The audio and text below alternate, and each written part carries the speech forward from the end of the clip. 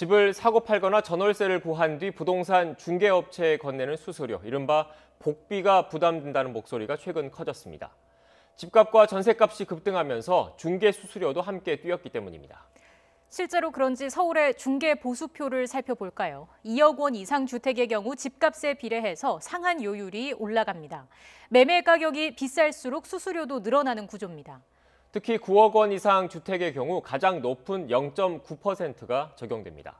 9억 원짜리 집은 복비로 최대 810만 원까지 낼 수 있다는 의미입니다.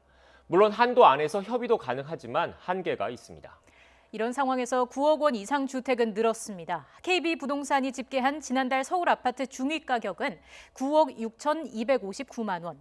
비싼 집부터 저렴한 집까지 세웠을 때 한가운데 있는 값이 이 정도입니다. 단순 계산으로 절반 이상의 서울 아파트가 9억 원을 넘는다는 겁니다. 그만큼 최고 수수료율이 적용되는 집이 많아졌다는 얘기입니다. 하지만 오는 6월에서 7월쯤부터는 부담이 줄어들 수도 있을 것 같습니다. 국토부가 권익위의 권고를 참고해서 개선안을 확정하기로 했기 때문입니다. 다만 공인중개사의 반발 등 진통도 예상됩니다. 어떤 결론이 나올지 주목되고 있습니다. 네, 그럼 취재기자 연결해서 더 자세한 내용 알아보겠습니다. 김태민 기자. 네, 경제부입니다. 국민권익위가 내놓은 개선 방안부터 소개해 주시죠. 네, 국민권익위원회는 오늘 주택중개보수 체계와 서비스 제도 개선 권고안을 발표했습니다. 최근 들어 수도권을 중심으로 집값 상승이 이어지면서 기존 고가주택 기준이었던 9억 원 초과주택이 크게 늘어 중개보수 부담도 덩달아 커졌기 때문입니다.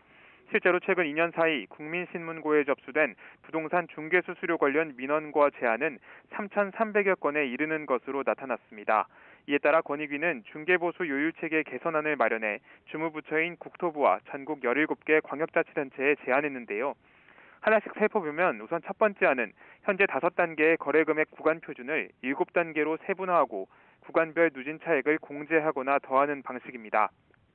두 번째 안 역시 구간 표준을 7단계로 세분화하고 12억 원 초과 고가주택 구간에서는 공인중개사와 의뢰인 사이 협의로 중개료율을 정해 부담을 낮추는 방식이 제안됐습니다.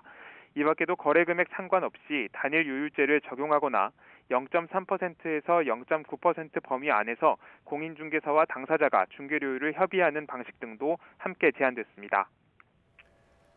네, 김태민 기자. 아무래도 가장 관심은 중개 수수료 부담이 그럼 얼마나 낮아질까인데 어떤 변화가 있겠습니까? 네, 우선 거래금액 구간 표준을 세분화하는 방안이 적용되면 9억 원 초과주택을 거래할 때 내는 수수료가 크게 낮아질 전망입니다. 예를 들어 10억 원짜리 아파트를 매매할 경우 현행 방식대로라면 0.9%의 중개료율이 적용돼 900만 원의 중개보수를 내야 합니다.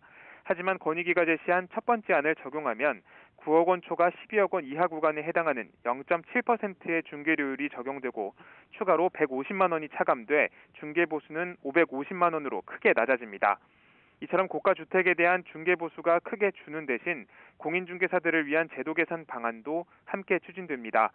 실제 거래 계약까지 성사되지 못하면 매물 소개, 알선비를 받지 못한다는 중개사들의 불만을 고려해 앞으로는 별도 수수료를 지급하는 근거를 마련하기로 했습니다.